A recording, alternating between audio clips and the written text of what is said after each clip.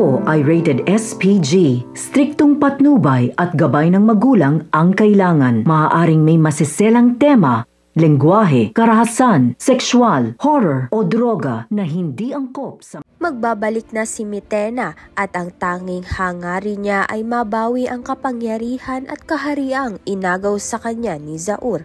Buo ang kanyang loob na ibalik ang kanyang trono at ipaghiganti ang kanyang sarili.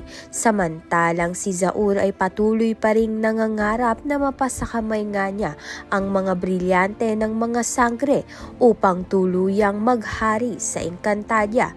Subalit hindi nga magtatagal ang kanyang paghari-harian dahil parating na si Mitena.